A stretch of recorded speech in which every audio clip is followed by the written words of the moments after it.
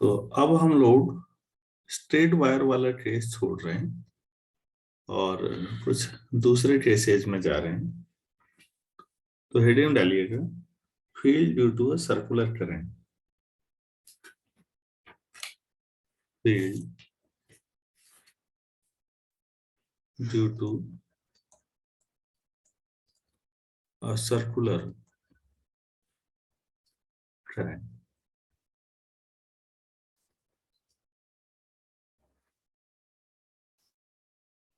तो इसे करते हैं।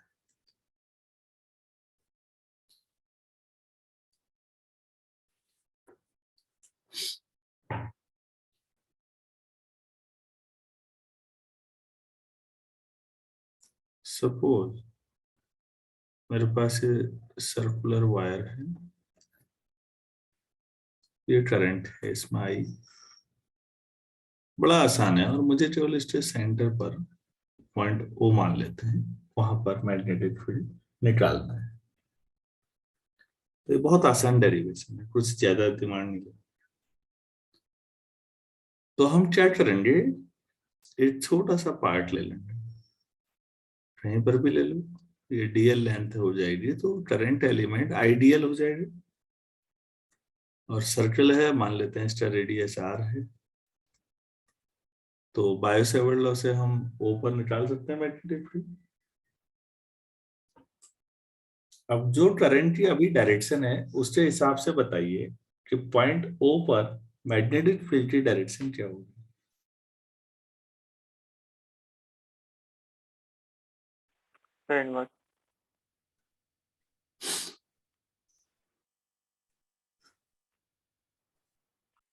अगर मैं डीएल थोड़ा कहीं और बना लूं दूसरी जगह, तो डायरेक्शन पे कोई फर्क पड़ेगा या नहीं, सेंटर पे मैग्नेटिक फील्ड। डीएल कहीं और ले लो और फिर सोचो इसी तरीके से।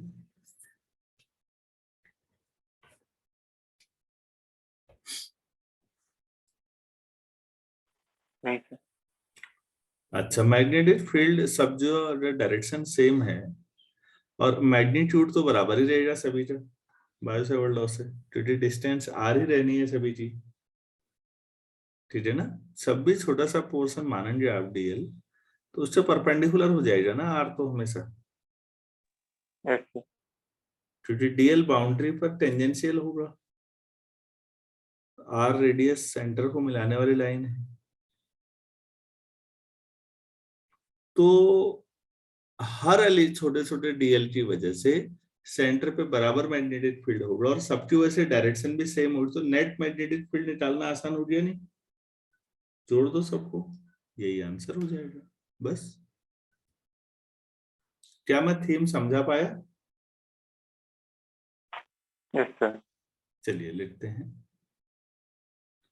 Let us consider a circular loop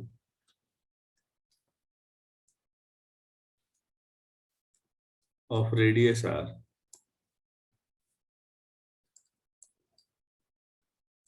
comma, carrying a current I।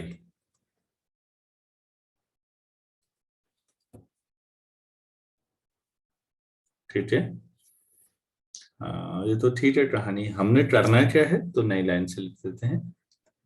We have to find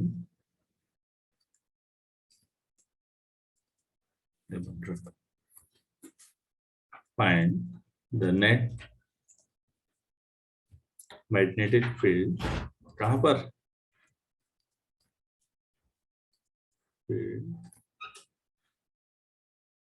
at the center of loop. ये तो नेट निकालना है, तो नेट छोड़ो अभी, पहले एक छोटे से पार्ट की वजह से सोचो।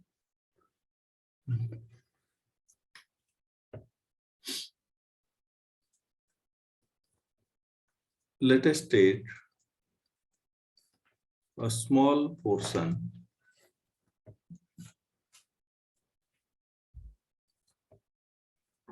dl at the boundary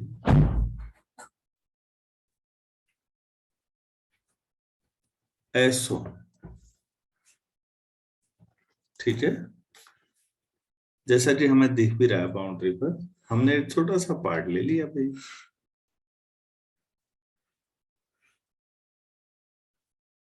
समझ पा रहे हो ना?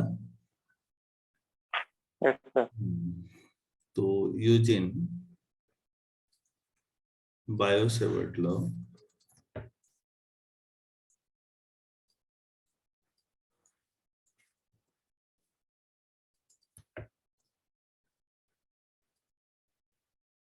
magnetic field at the center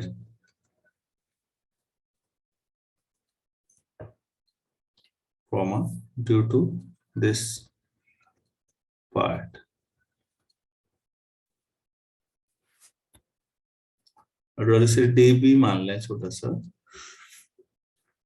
तो ये कितना हो जाएगा, mu naught upon 4 pi I DL cross R upon R cube. ये ठीक है? Yes sir. अच्छा,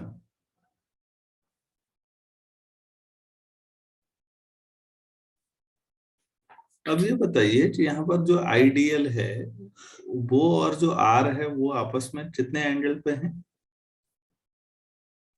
90।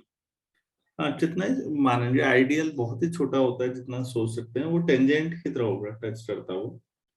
और वो सेंटर को मिलाने वाली लाइन परपेंडिकुलर होती है हमेशा, ज्योमेट्री से आप लोग जानते होंगे। तो यहाँ पर लिख लीजिए ऑब्वियसली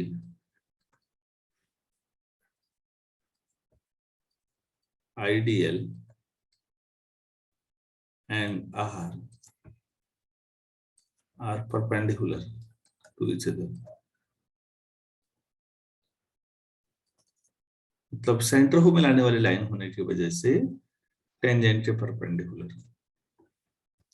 तो फिर डी बी अगर आप केवल इतना लिखें तो ये हो जाएगा mu naught upon 4 pi I DL R sine 90 upon R cube. तो यार ये हो जाएगा mu naught upon 4 pi I DL upon R square.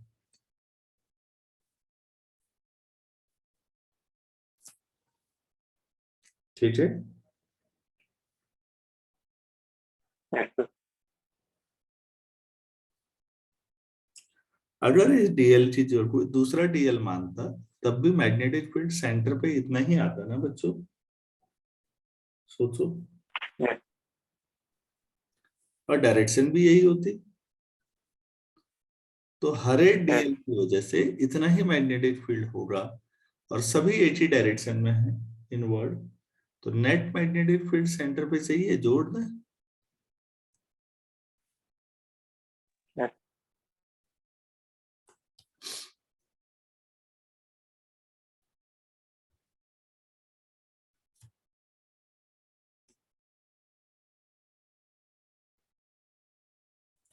तो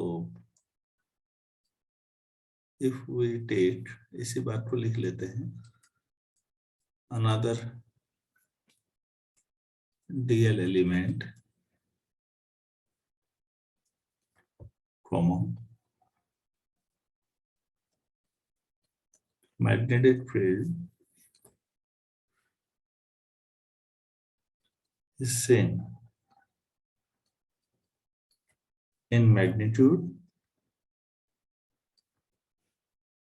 magnetic field at the center करना था, at the center is same in magnitude as well as in direction. तो आप ये समझ रहे होंगे कि अच्छा सब सेम ही होना है। तो फिर जब इतनी बात समझा दी तो हैंस नेट मैग्नेटिक फील्ड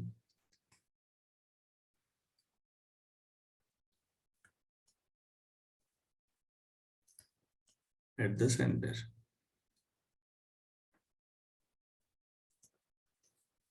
तो इंटीग्रेशन ऑफ सारे ये सारे छोटे छोटे डीबी का इंटीग्रेशन हो जाएगा। yes sir, तो mu naught upon 4 pi I D L upon R square. ठीक। अब आप लोग बताइए, इसमें आई तो एक ही है ना करंट में, लूप में yes sir, कांस्टेंट। आर जो रेडियस है वो भी कांस्टेंट है, तो डीएल yes sir, छोटे छोटे। तो mu naught upon 4 pi I upon R square integration of DL.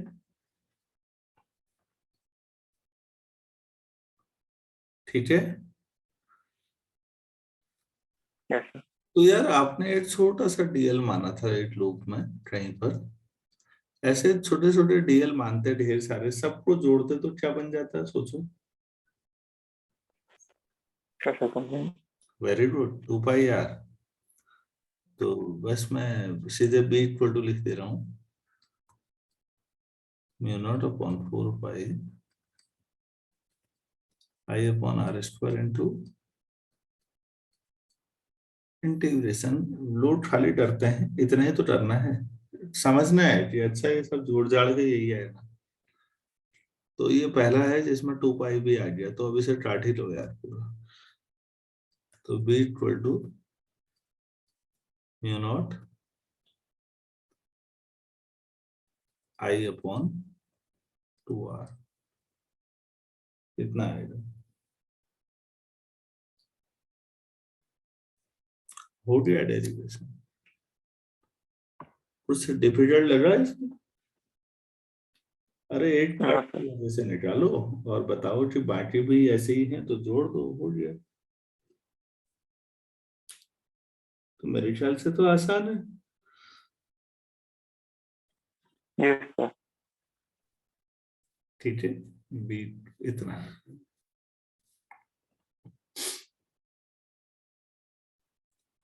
तो आई करंट लेते हुए अगर कभी कोई सर्किल में लूप में करंट फ्लो हो रही है, तो magnetic field at the centre बहुत आसान है। कोई भी दिक्कत आ रही है कहीं समझने में तो बोलो। इसमें एक चीज हो सकती है, कभी कभी क्या होता है कि तार को मैंने कई बार लपेट दिया ऐसे, सोचो एन लूप अगर आ रहे हैं तो हर एक लूप की वजह से इतना ही होगा मैग्नेटिक फील्ड, तो एन टाइम्स, तो वो N mu naught N I upon 2 R आ जाएगा। तो लिखिए, if the circular loop has N turns,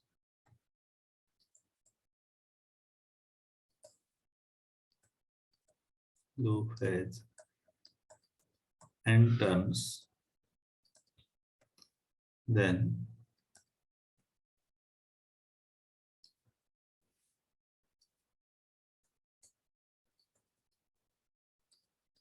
mu naught n I upon 2r। ऐसा क्यों? क्योंकि फिर नेट जुड़ता जाएगा ना सभी के, वही बात आई। हर एक लूप सेंटर तो सब, रेडियस तो बराबर है हर एक लूप का, और मैग्नेटिक फील्ड की डायरेक्शन भी एक है, तो ऐड हो जाएगी। क्या ये समझ में आया? yes sir, अच्छा, ठीक हो गया। तो फिर यार ये दो छोटे छोटे डेरिवेशन हुए, एक पैरेलल वायर वाला और एक करंट वाला। अगला डेरिवेशन जो है वो थोड़ा टाइम टेकिंग है, तो उसे मैं आज नहीं करा रहा हूँ, नेक्स्ट क्लास में कराऊंगा। ठीक, अगर मैं सर्कुलर लूप को ऐसे ले लूं, सेंटर ना लूं, और इसकी एक्सियल पोजीशन पर निकालूं मैग्नेटिक फील्ड, तो अभी तो सेंटर पे निकाला, तो ये जनरल केस है। अब अगला वाला वो टाइम टेकिंग होगा, थोड़ा सा मेहनत पड़ेगी उसमें, तो उसे कल करें मतलब।